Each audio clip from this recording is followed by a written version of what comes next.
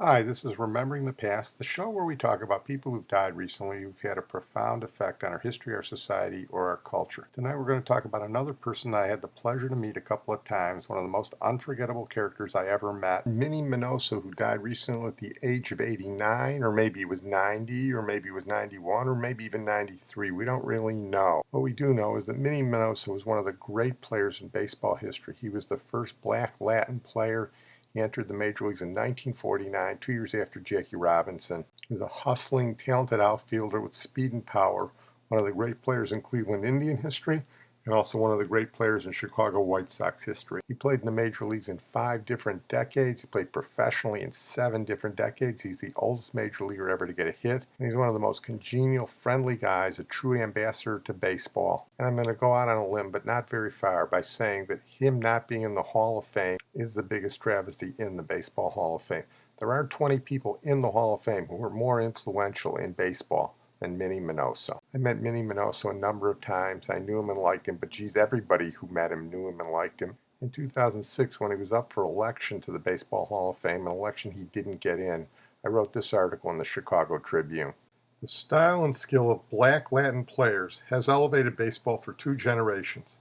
From the unique delivery of Juan Marichal and the cannon arm of Roberto Clemente to the likes of Pedro, El Duque, and Vlad today.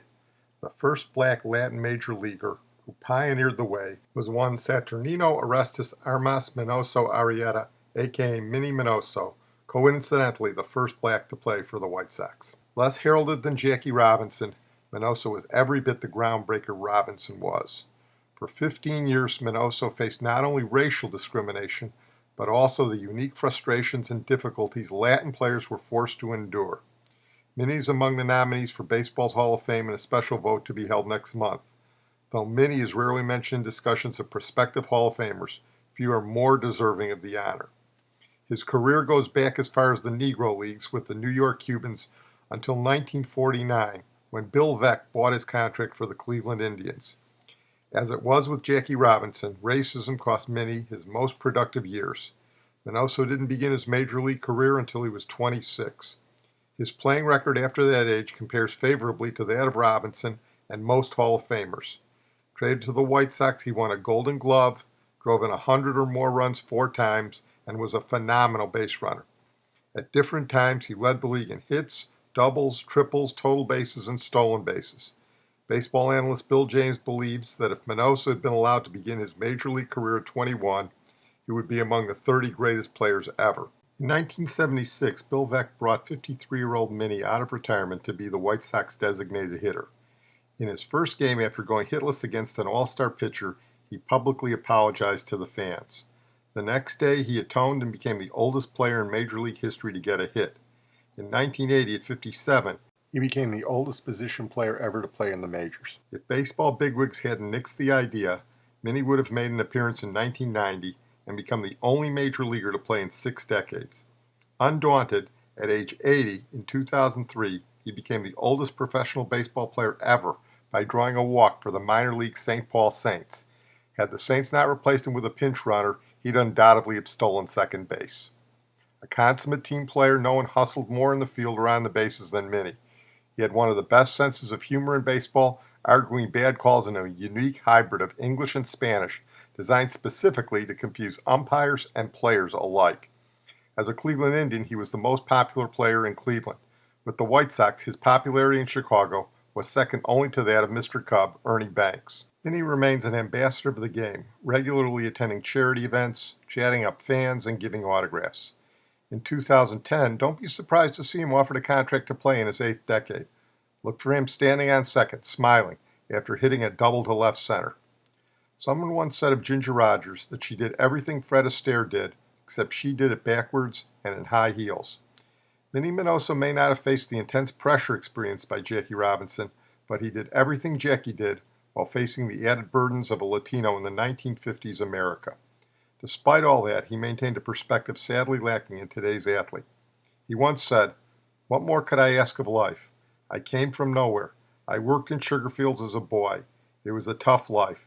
I had one pair of pants, but I always had a smile on my face. My mother and father taught me to be a good citizen, a good human being, and to love life." Never mind whether Pete Rose gets into the Hall of Fame. The real travesty will be if Minnie Minoso doesn't get into the Hall of Fame. Well, as I said in that piece, he paved the way for so many black Latin players, and one of the players he paved the way for was an outfielder for the Minnesota Twins, Tony Oliva, who was one of the great players in Twins history, and it's a travesty that Tony Oliva is not in the Hall of Fame. And after Minnie Minoso died, Tony Oliva was quoted in the Minneapolis Star-Tribune. Here's Tony Oliva talking about the death of his idol growing up in Cuba, Minnie Minoso. Twins great Tony Oliva never had any doubt about the place of his friend Orestes Minnie Minoso in baseball history. If you look at his record, his numbers, you know he was a great ball player. It was about more, however, than raw statistics with Minoso, at least from Oliva's perspective. Just getting to the majors for good in 1964 as Minoso was wrapping up his career, Oliva marveled at the injustices his fellow Cuban had to endure after breaking in during the 1949 season. That was a nasty era to play baseball, especially if you came from Latin America or you're black and you don't speak the language, Oliva said. You had to stay in a different place. You couldn't mingle together like right now. Right now is a piece of cake to play the game. Minoso, however, was never bitter, Oliva said. The last time Oliva spoke with Minoso was in December, right after Oliva fell one vote shy of being elected to the National Baseball Hall of Fame. Like Oliva, Minoso was repeatedly passed over by the Veterans Committee in its many incarnations. In 2006, a week before 17 members of the old Negro Leagues were elected to Cooperstown, Oliva and Minoso were among the featured guests on a Caribbean baseball cruise. I celebrated with him, Oliva recalled. I said, "Congratulations, you're going to be in the Hall of Fame this time," because I was thinking he was going in. He and Buck O'Neil deserved to be in the Hall of Fame for a long time. Despite 9 All-Star selections, 3 Gold Gloves, and 4 finishes in the top 4 of the American League Most Valuable Player voting, Minoso was never accorded the game's ultimate honor. He is a Hall of Famer, Oliva said. He had great years and he was a good ambassador for baseball. He was a very good ambassador for Chicago, not only for the White Sox and for baseball, period. As a young boy in Cuba, Oliva remembers watching Minoso come home to play in a thriving winter league. A song was recorded in Spanish to commemorate the great Minoso. They said, "When Minnie hits the ball right, the ball does the cha-cha-cha," Oliva said. That was beautiful. Minnie was great for baseball and for the Spanish population all over. I think he was like Jackie Robinson for us. He was a very, very big inspiration for the other black and Hispanic ball players who came after him. He was a great baseball player, but he was also a great human being. Oliva took his lead from Minoso as a young Cuban star in the majors. That influence still lives on. To be around him was very inspirational, Oliva said. He respected him as a human being, as a ball player, and all the good advice he had for us as ball players. He never mentioned anything about discrimination, about black, white, or something like that. He never mentioned that. His heart was in baseball and how to play baseball and make sure you do right, to play the game right, to respect the rules. You know what's going on around you. Every country and every place has its own rules and regulations you have to follow.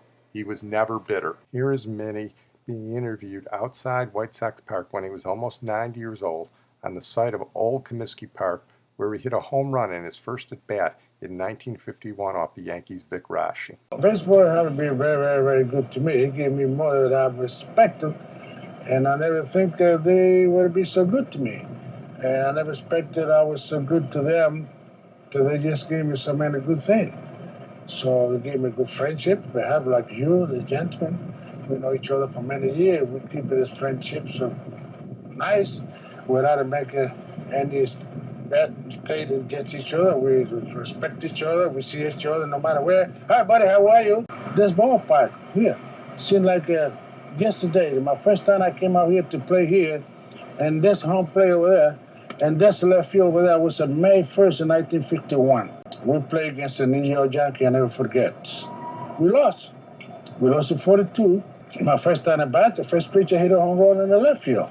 That's at Comiskey Park, 1910, 1990. That's pretty good. Home place, right here. I played in 1940. I was signing with Cleveland, 1948. And I played with Cleveland, 1949. That's how I started. Well, as he said, he broke in 1949, got traded to the White Sox in the early 50s, and here he talks about the amount of money that he was playing for, even when he was one of the top players in the American League. Better outfielders than him in the 1950s in the American League? Mickey Mantle, and he was the best. Ted Williams, and he was Ted Williams. And maybe L.K. Line, and that's it. This is my first year. I make a 7,000. My second year, I wanted 20, the most friendly, they give me 10. By this time, the most race you get is 10,000. The rookie year, or the most valuable player, it used to be $10,000 race. So they give me 17. And I never forget. I used to tell him, I said, look, I have a whole lot. I said, look, friend, I'm going to make a deal with you. He's been in contact to Cuba. Said, I'll make a deal with you. I don't want it. I said, I wanted 20,000. He said, well, son, I cannot give you that. I said, I'll tell you what, you give me 20,000. It's the loan I was paying for the Chicago White Sox. If you have a good year, I'm not entitled to get in the race. But if you have a bad year, you can cut to 25%. He said, no, I cannot do that. In the end, I get him more there because anytime I used to hit a one out, no matter what year, I just sent me a telegram. He said, son, you just get a 300 more. They gave me 300 to buy a suit or hat, things I used to like, or shoe. 400, if you break it again over there, you got a 400. So in the end, I'm making more all year, more than $5,000 to $10,000 in bonus. Anything I had to say this, and I'm not ashamed to say. You might have somebody to hustle the same way I do, but when they talk about hustle for baseball, they have to count Minnie Minoso, he hustled. More than me, nobody. Same? Yes. More than me, that play with broken ball, for those there, no. I don't care who this. Me, and I was there. For Valet, I was there. Broken in, toes, I was there and played. So more than me, nobody.